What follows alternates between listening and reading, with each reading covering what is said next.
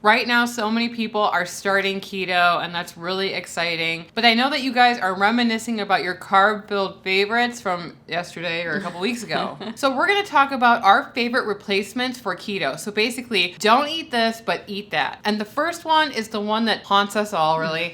It's bread. But before we begin, a disclaimer. Sarah? Nothing is ever going to be exactly like that carb-filled food, okay? So we're going to go over our list of our favorites, but Emily and I have been on this lifestyle for almost 3 years, and we have learned to accept that it's not going to be exactly like that carb-filled food. It's never going to be 100%. It might be 80% in some cases, but you know what? It's good enough because you're going to see those results and you're going to be like, this is worth it. And so there's a reason why all that stuff is addictive, and there's a reason why I ate until I was sick. There's no way that a keto bagel is going to taste 100% like an actual bagel. Right. But it will be good enough. And these are lessons that we learned because we've been on this lifestyle for almost 3 years. Emily, started off at 262 pounds and lost 100 pounds. And I started off at 242 pounds and I lost about 65 pounds. So we've been on this lifestyle for a long time and we've kind of accepted this. And if you guys had this mindset from the get-go, I think it's really going to help you on your journey. So the first category is bread. And what do we like to use for bread replacements? So the first thing that we like to use are Mission low carb tortillas. There's many brands of low carb tortillas that you can use. They typically have about 4 net carbs per serving. Yes, a lot of them have wheat in it, but we are technically keto. We don't mind having wheat products from time to time.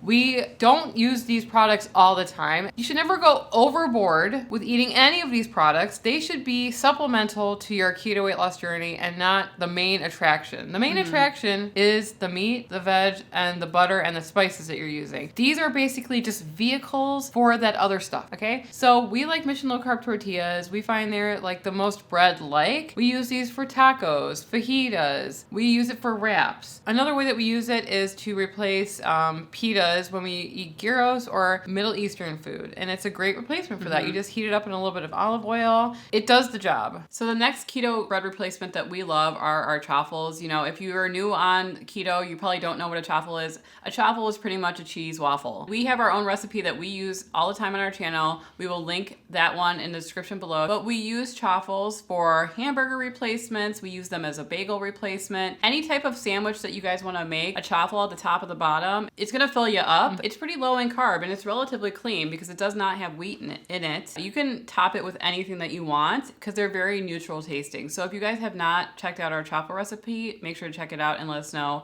if you guys like it. Chaffles are the ultimate keto bread replacement. And if you don't want to eat wheat products, then chaffles are your way to go. So if you look on the internet, there's about 5 billion recipes for chaffles. A lot of them can be eggy and almost kind of like an egg patty-esque type situation. Our chaffles are really thin and crispy and not eggy. If you want a crunchy bread replacement, chaffles are the way to go.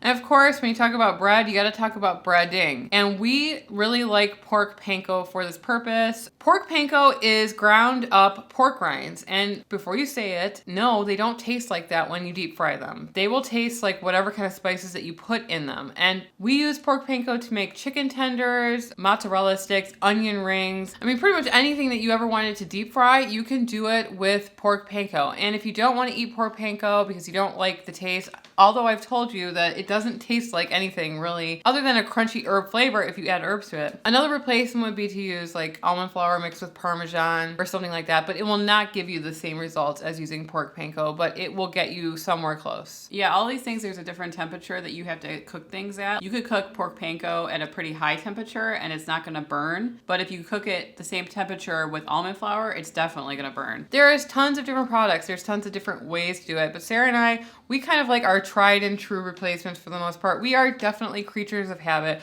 We want to make everything as simple as possible so we can be successful on this lifestyle. And so that's why we use the same stuff all the time. So if you guys have any replacements that we are missing, make sure to leave us a comment because we love to hear what you guys are doing to replace your favorite foods. Next up is another forbidden fruit. Not fruit, but fruit is forbidden. It's a forbidden root.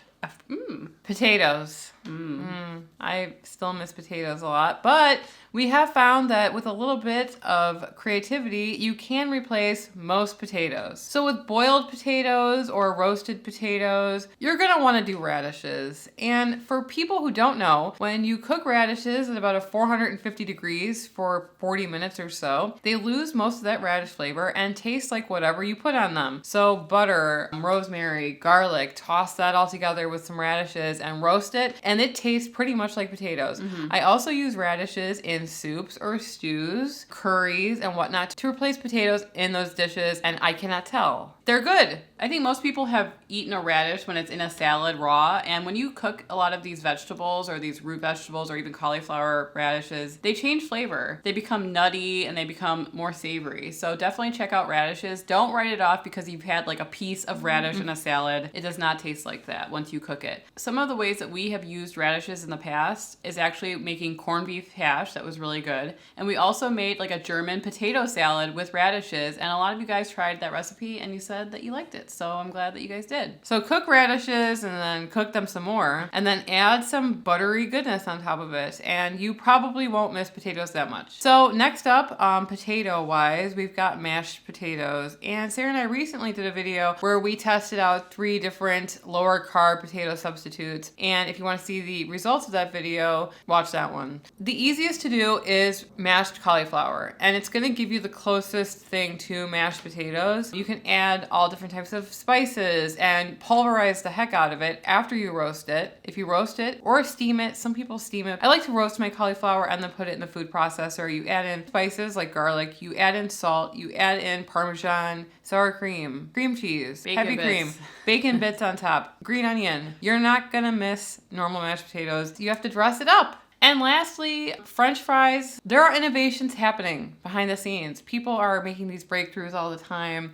to find the French fry replacements that everyone is going to be pleased with. We've tried a lot of them, and honestly, the best one that we've tried so far is Heavenly Fan's recipe. We will link her video below. We messed up this recipe and made a video about it, and then we made it a second time with more success. And I have to say, out of all of the fry recipes that we've tried, this one has come closest for us. So next on the list is rice. We came from an Asian household where my mother eats rice with almost every meal. So it was kind of hard to take out rice from our diets when we were starting keto, especially when we were living at home. My mother would always have rice cooking on the stove. Just random pot of rice. So our favorite rice replacement is going to be cauliflower rice. Boo, I know, cauliflower. It literally is everything. Someone called the Wambulance, you know what I mean? We love cauliflower rice, and it's probably because of the way that we cook it. We call it the dry cook method, and we have a whole video explaining why your cauliflower rice sucks and how to fix it. So first off, we like to put our cauliflower rice in the microwave, and then we put it in a pan on the stove, and we cook it for a pretty long time until all of the moisture is evaporated, because we really think that a lot of the taste of cauliflower is held within that moisture that is in the cauliflower rice. So when you're able to eliminate the moisture, the smell kind of goes away, and it kind of takes on like a nuttier taste, and then it's able to like absorb all of that other moisture that you're gonna put on top of it. People hate the word moisture, right? Should I not use the word moisture? I don't know. No, they don't like the word moist. Okay, moisture is okay. Yeah, I don't think they like the word moist. Well, comment below if you get the word moist. So the moisture has all that flavor in it, and once you eliminate that, you can add in things like chicken broth and make it really yummy. Anyway, cauliflower rice, it really changes when you cook it, and don't forget to check out our video because it's really going to help you, I think, change your mind on cauliflower rice. I would say that if you use the dry cook method, that cauliflower rice is like 80% like normal rice. There are some people that like miracle noodle rice and shirataki rice and kojak? I don't know how you say that. Whatever rice. There's broccoli rice, which probably will taste pretty much the same as cauliflower rice. They are similar.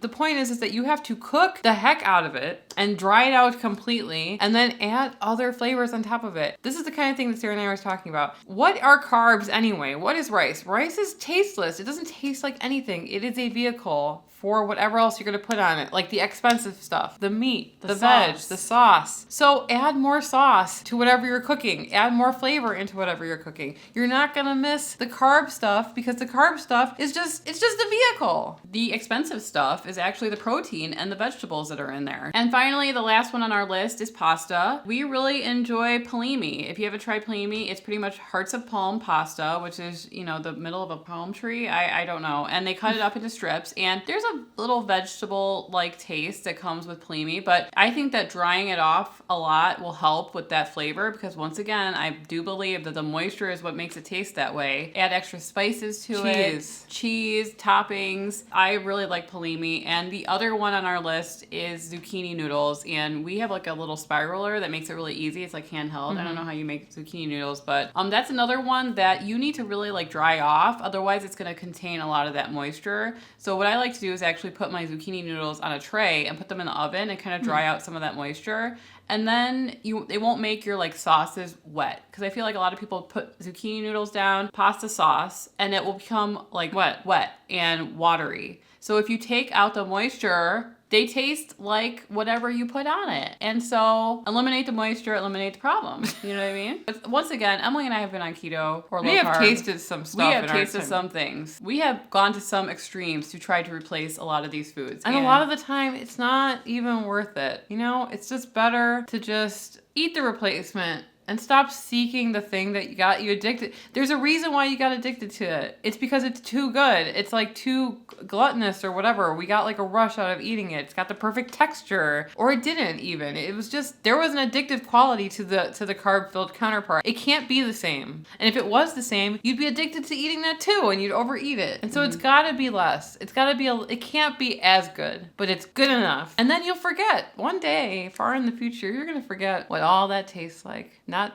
soon. Today. And if you've tried cauliflower rice and you really still hate it, please watch this video over here. We go over how to fix your cauliflower rice. I promise you it's going to change your opinion. So click on this video and we'll see you over there. Anyway, I'm Sarah. And I'm Emily. And we are the Keto Twins signing out.